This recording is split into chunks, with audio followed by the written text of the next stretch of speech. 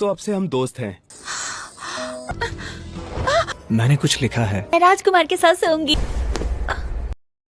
Welcome back rockets. My girlfriend is an alien series के first episode में हमने देखा कि साक्षी ने अपना रनसेटर खो दिया था और उसको तलाशने के लिए वो फैंग को ढूंढ रही है। तभी वो एक क्लब में जाती है तो वहां पर एक गिटारिस्ट उसको बहुत ही पसंद आ जाता है।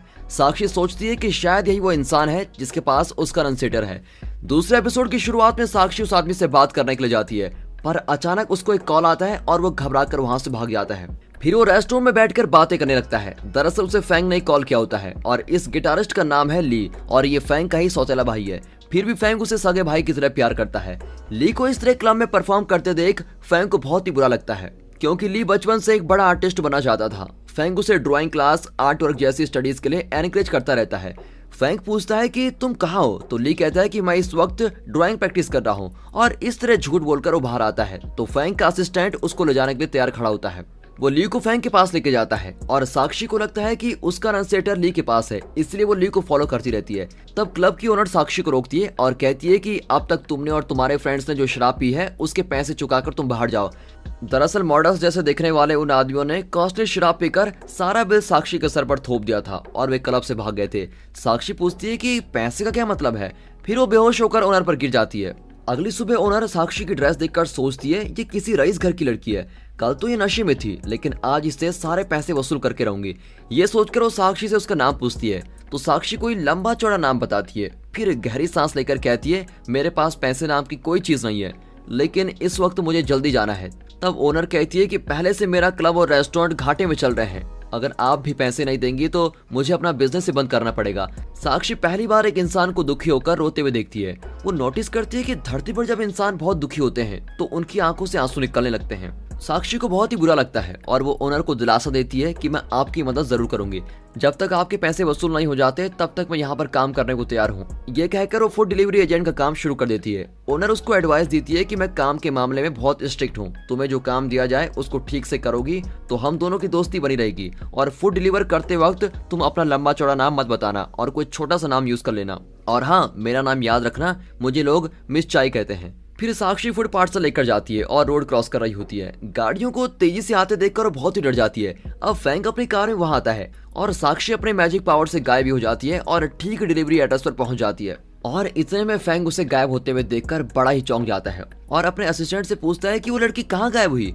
पर असिस्टेंट कहता है कि मैंने तो किसी लड़की को देखा ही नहीं। फैंग को लगता है कि काम की वजह से उसका स्ट्रेस बहुत ही बढ़ गया है, इसलिए उसको ऐसे इल्यूजन दिखाई दे रहे हैं। हालांकि उसके एड्रेस पर साक्षी को अंदर अलाउ नहीं किया जाता। तब झट से एक आदमी दरवाजा खोलकर कहता है कि मैंने फूड ऑर्डर किया है, उस लड़की को अंदर भेज दो। अब अंदर जाते ही साक्षी को पता चल जाता है कि इसी आदमी ने कल क्लब में गिटार बजाया था। ली पूछता है कि तुम्हें कहीं देखा देखा सा लग रहा है, कल तुम क्लब में आई थी क्या? और इस तरह दोनों का परिचय हो जाता है। फिर बहुत देर बातें करने के बाद ली कहता है कि अब तो हम दोनों दोस्त बन गए हैं, आज से तुम्हारे काम में मैं तुम्हारी मदद करूंगा और तुम मेरी मदद कर देना। एक बहुत बुरे बिजनेसमैन ने मुझे इस कमरे में बंद करके रखा हुआ है, वो आदमी मुझसे जबरदस्ती ड्राइंग्स और आर्ट वर्क करवा रहा है। अब तुम ही बताओ, क्या कभी कोई जबरदस्ती पेंटिंग बना सकता है? ऊपर से मुझे इन चीजों में जरा भी इंटरेस्ट नहीं है, इसीलिए हम दोनों अपने ड्रेसेस को एक्सचेंज कर लेते हैं और इस तरह मैं यहाँ से बच निकलूंगा। उसका प्लान काम कर जाता है और ली वहां से बाहर चला जाता है। अब एन वक्त पर फैंग आ जाता है, लेकिन फिर भी वो ली को जाते हुए नहीं देख पाता। कमरे में ली की ड्रेस पहनकर साक्षी बैठी होती है, पर फैंग को यह नहीं पता होता और कहता है कि जल्द ही एक आर्ट एग्जीबिशन होने वाला है, अगर तुम जरा मेहनत करोगे तो फर्स्ट प्राइज तुम्हें मिलेगा। इस तरह बहुत देर एडवाइस देने के बाद वो पूछता है कि तुम कोई जवाब क्यों नहीं देते। ये कहकर वो ली समझकर उसको खींचता है तो पता चलता है कि वो ली नहीं बल्कि एक लड़की है। अरे तुम कौन हो और मेरा भाई ली कहाँ पर है? अब साक्षी पूछती है तो क्या तुम ही वो खतरनाक बिजनेसमैन हो जिसने ली को यहाँ पर बंद करके रखा था? तुम्हें शर्म नहीं आती, एक इंसान को इस तरह कैद करके रखते हो? इस तरह फैंग को डांटकर साक्षी वहां से बचने की कोशिश करती है, पर उसका कोई मैजिक पावर काम ही नहीं करता क्योंकि फैंग उसको टच कर रहा होता है। लेकिन साक्षी कैसे भी करके वहां से बच जाती है और जाते जाते उसने अपने रेस्टोरेंट का बिल वहीं पर छोड़ दिया होता है। अब फैंग अपने असिस्टेंट से कहता है कि इस रेस्टोरेंट का पता लगाओ। फिर साक्षी अपना काम खत्म करके रेस्टोरेंट पहुंची जाती है। क्योंकि वो अपना यूनिफॉर्म ली को दे चुकी है, इसलिए वो मिस चाय से माफी मांगने के लिए वेट कर रही होती है और रेस्टोरेंट में वापस जाकर उसे पता चलता है कि ली ने उसका यूनिफॉर्म रेस्टोरेंट में वापस कर दिया होता है। मिस चाय बिल्कुल हैरान होती है कि ये लड़की कुछ ना कुछ तो जरूर कर रही है जिससे मेरे रेस्टोरेंट में ऑर्डर्स की बरसात ही हो रही है। अब मैं इसके जरिए अपना बिजनेस बढ़ाऊंगी। और अब वो साक्षी को ज्यादा से ज्यादा फूड डिलीवरीज देने लगती है। और फिर रात हो जाती है और साक्षी अपने सारी डिलीवरीज पूरी करके रेस्टोरेंट में आ जाती है। तब फैंग वहां जाता है और कहता है कि आज मैंने ये पूरा का पूरा फ्लोर बुक किया हुआ है, इसलिए तुम्हारी मदद के लिए यहाँ कोई नहीं आने वाला। अब सच सच बताओ कि तुमने मेरे भाई ली के साथ क्या किया है। फिर साक्षी घबराकर मिस चाय को सब कुछ बताने जाती है, पर मिस चाय कहती है कि मिस्टर फैंग ने आज इस पूरे रेस्टोरेंट को बुक किया हुआ है, उन्हें जो चाहिए वो हमें सर्व करना ही पड़ेगा। साक्षी मेन्यू कार्ड लेकर फैंग के पास जाती है और उसका ऑर्डर लेती है।